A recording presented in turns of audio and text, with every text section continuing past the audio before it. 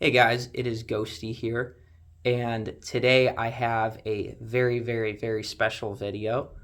In front of you right now is my most favorite prop ever made. Um, I have more love for this thing than anything else in the world. This thing here is probably the reason why I like animatronics so much and why I like Halloween so much. This thing, it just means the world to me. So, this is the 2002 Kids of America Corp animated talking Frankenstein, or perhaps even animated talking monster, or animated monster talking monster. I'm not really too sure the official name. I just call him Frankenstein. It's probably not officially titled Frankenstein. It's probably monster. Um, but yeah, so this one in particular is from 2002, but he was produced from 2002 up until 2005, and they were sold at a variety of places, a few different places. They're sold at J.C. Penney's, Kmart, and finally Menards in 2005. I believe the '04 ones, I think, were sold at Menards too. I'm not positive about that, but yeah, this one in particular is sold at J.C. Penney's, and I could be wrong, but I want to say most of the 2002 ones were mainly just J.C. Penney's. I think Kmart too that year, but I don't think anywhere else. Definitely not Menards, at least to my knowledge. Yeah, this is the 2002 model, and if you've watched my channel before, any of my other previous videos of Kids of America Corp items, then you know that Kids of America Corp is my absolute favorite Halloween manufacturer. I love the props they made. I just think they're so cool, and a lot of that reasoning is probably this one in particular. But yeah, I got this thing from J.C. Penney's in 2002, or more so, my parents got this thing. I was very young. But yeah, they got it in 2002. I remember it's one of my earliest memories. In fact, I think it probably is my earliest memory is getting this thing. But yeah, I remember getting it at J.C. Penney's. They had this huge wall, and it was there's just rows and rows of them. One side was the witchy witch character, and the other side was Frankenstein, or the monster. They did not have the vampire at J.C. Penney's that year. So that's why I think they were probably sold at Kmart as well in 2002, because that's where the vampire had to have been sold, because he was 100% not at J.C. Penney's. But anyways, my parents actually did not buy this one. They bought the Witchy Witch that year, and they got it in the car with me and put it right in front of me because I really liked it. And for some reason, I really liked it in the store, but once we got in the car, I guess I was really, really scared of the witch. It scared the hell out of me. So they ran back in real quick and exchanged it for Frankenstein. So it's kind of interesting. But yeah, I had really taken a liking to this thing. This thing kind of just I look at it and this is like the meaning of Halloween for me, is this thing right here. When this thing comes out, I know it's Halloween time. But yeah, a little bit about the prop itself. So like I said, these were made from 2002 up until 2005. There are quite a few differences in between the different models. So the 2002 version, which is again this one, they have a completely different like body style, I guess you could say, than the ones that would come after that. So there, rather than having the 2003, the 4, and the 5, they all have body shells and plastic poles coming out of their legs and going into their feet. And this one in particular, the O2 models for all three characters, because if you didn't know, I guess I should state that first. If you didn't know, this is part of a series called Witchy Witch and Friends. There's the witch is the main character, and then there's Frankenstein and the vampire. I already have a video up on the vampire if you're curious about that. But yeah, so all of the figures from 2002, rather than having those plastic body shells, their bodies are made out of this like wiry material. Like they have these wire frames. Honestly, It's probably a worse design in terms of just how strong it is. I could imagine these breaking easier, and probably why you don't see the 2002 models as often as the later ones. But seeing this model next to the later ones, I got to say that I really truly believe this one looks better, the wire, which is very strange. See, normally I'm a big fan of body shells, but I think it just looks better. There's a lot. This one has a lot of shoulder definition that you don't get on the later models. It's just not there. It's very much so. I don't know. That's just it looks a lot more real to me. It just I don't know, works better. But yeah. So that's the first difference between the O2 and the other ones. The second big difference would be the 2000, I believe the 2003, but definitely the 2004. And honestly, I think it's both the O3 and the 2004. Frankenstein collapses, actually, which is very odd for his size. I mean, this is like, he's 3 feet tall, so that's incredibly, honestly, too, he might not even be a complete 3 feet. He's probably just under 3 feet tall. So I don't really know why you would need it to compress. I don't really think it matters that much. But other than that, those are the only differences with that.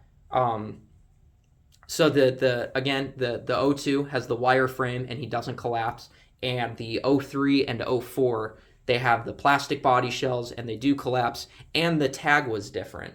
But those are the only differences there. Now, the 2005 variant of him is a completely different thing.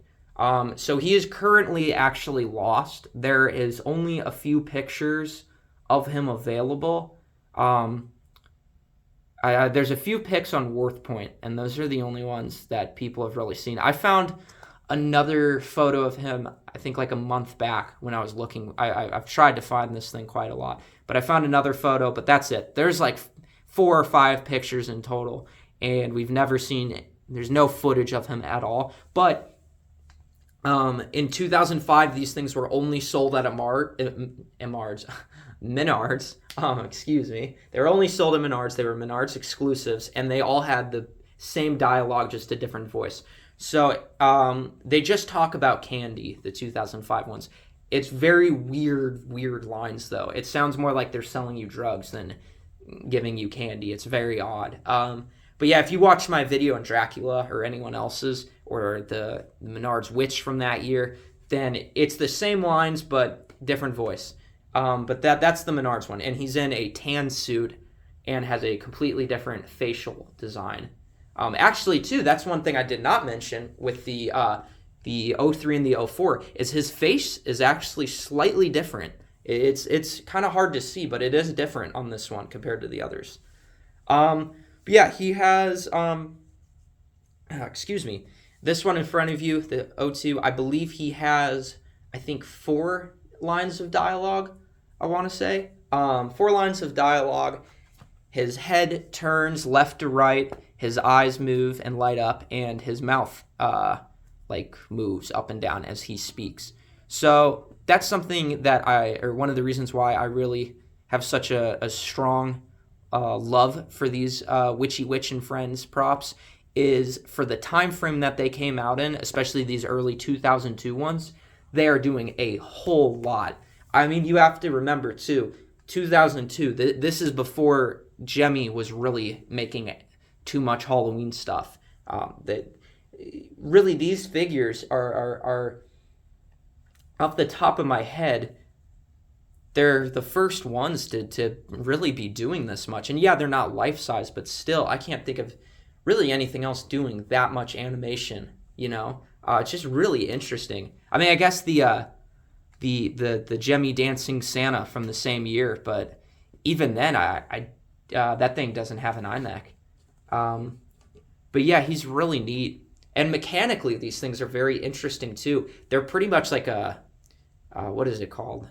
Like a Showbiz Pizza animatronic on the inside, where I'm trying to explain what it looks like. Just look up a Showbiz animatronic prop on the inside. It's like the same thing practically. It's very odd, and they have these weird stacked gears that control literally everything in one mechanism. It's honestly a very poor design, but that probably is because of the year. But yeah, another interesting thing about this and the Witchy Witch figures in general is that if you did not know, Kids of America Corp is actually the sister company of Magic Power. And really, too, Kids of America Corp and Magic Power, they're practically the same company. It is the exact same people. The CEO of Magic Power was also the CEO of Kids of America Corp at the same time. It's the same company that, you know, a lot of their props too post 2006 that has both of their names on it. But if you look at this guy, or especially if you look at Witchy Witch, those are really the precursors to the heads up version, the heads up witch and the heads up Frankenstein, or heads up Hilda for the witch. I'm not sure if the heads up Frankenstein has a set name, but yeah, if you look at their faces for the heads up props and compare them to these, they're practically the same. Even with the earliest versions of the half-sized 3-foot head lifters, their body shells are practically, and their feet are practically this. Witchy Witch probably bears the most resemblance to the Magic Power head lifter, but this one still does. He has these stitches on the top of his head. I'll show you in a sec, and it's very much so, very similar to the Magic Power head lifter. And that's just something that makes it even more interesting to me. I'm trying to think if I have any more. I feel like I could talk about this thing for like 3 hours, so I'm trying not to really ramble on because kind of had to have a bad habit of that anyway. I guess one more interesting thing about this is, this is just a theory of mine, but I'd bet anything that I'm correct about this. If you didn't know, Kids of America Corp made life-size variants of the Witch. But yeah, there's life-size variants of the Witch. They're lost, or at least they're partially lost. And of Dracula, they're the vampire.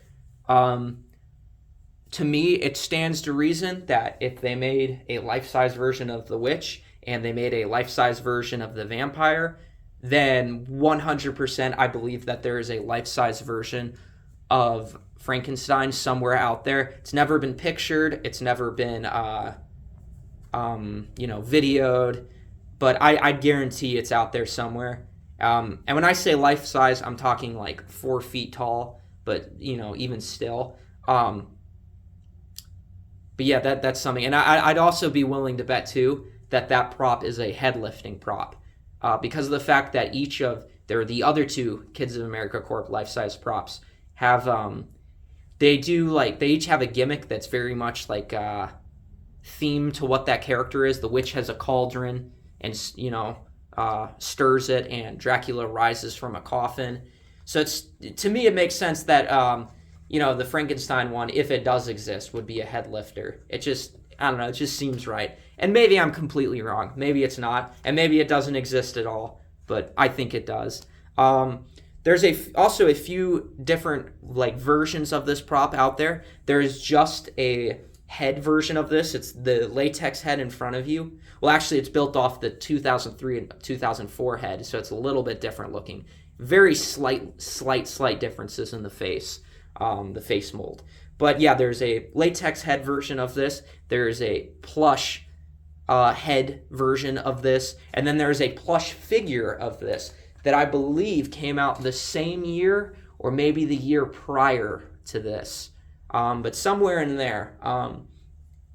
And yeah, they a lot of the times with the Witchy Witch ones, they just made these in threes. Like if there's a witch, then there's most likely a Frankenstein and a vampire, So it's very cool. But yeah, I think that's kind of that's all I think I've got in terms of is facts about this thing and stuff. But yeah, okay, I will get into demoing this thing. Probably just gonna take you up a little closer for that. Actually, first, let's get into the figure itself. We'll look up close. So there's that really cool stitching in his head. He's fully latex. His latex is still in perfect shape. He looks very good. And you could tell too if you look at his eyes, they're very much so very similar to Heads Up Harry's eyes and those later Magic Power Corp props, which is really cool. But yeah, he has these plush arms, which, again, this is what I like about the wiry bodies more. It comes out here at like an angle, the wire, so it looks like the arms are attached, because on the other ones, the later ones with the body shells, their arms, and this one is too, where the arm is a part of the clothing, but those, it's very obvious that the arms are a part of the clothing. But yeah, weirdly enough too, his purple sleeves go like all the way down his arm. You probably can't see that, but actually, yeah, there you go. Yeah, see? Very weird, very odd. He's got these buttons here. Actually, this came unsewn here, so you can see more so inside of his shirt. Here's his sensor. Not a great sensor, not by a mile. And then he has these plush hands, like the rest of them do. His plastic feet, which are very dusty. I probably should have cleaned that before. And his pants are kind of coming unglued from here too, which I need to fix. But yeah, that's kind of it. Yeah, I'll demo him really quick. Actually, you know what? He does have a sensor, so I'll take us back here, and I'll see if I can get the sensor to work so we can get like a full body view as I demo him. Yeah, so one sec. Let me get him switched on. Okay, so unfortunately the sensor's not really working as much as I would like it to. The sensors on Kids of America Corp props are always horrible. This one is no different. So I will just manually turn him on. He also has I think his neck is split. So he's not turning as much as he should be. He should be going more to the left. He only wants to go to the right, but yeah. My master says I'm noisy enough to wake the undead. I try to keep a level head and a flat top. Haircut, that is. I'm a big, green, monster mashing machine. I have a splitting headache. Charge me up. Happy Halloween. My master says I'm noisy enough to wake the undead. I try to keep a level head and a flat top. Haircut, that is.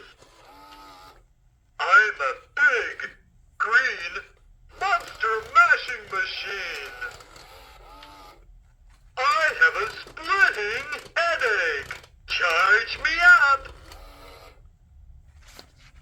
Okay, so that is going to do it for the demo, and kind of do it in general for this video. Oh, one final thing I forgot to mention is one of the weirdest things about these figures is that when you see them, their necks almost never work. In fact, they rarely do, and they always break. The reason for that being is because for some reason they thought it was a good idea to give this thing a posable neck, besides the fact that it has a neck mechanism that moves. All three of the figures are like this. From 2002 up to 2005. It is the worst design ever. I can't stand it. Because of the posable necks, they just snap and they will not move anymore. But yeah, that is pretty much going to do it. Yeah, so I really appreciate all of you guys watching this video. I'm probably going to do a video in the near future of my entire Kids of America Corp collection. I'm kind of waiting on something that I may or may not be getting to make that video. But yeah, I also have a update on the Lost Kids of America Witch that I'm going to be making a video on soon. I've got a lot of information on that I don't think anybody else has. So I'm going to do a video on that. But yeah, thank you for watching this very, very long video. You can definitely tell which props are my favorites. You know, I think this and the vampire, the KOA vampire, by far my lengthiest vids. But yeah, I'm sorry for rambling on. Thank you so much for watching this, and I will catch all of you in my next video.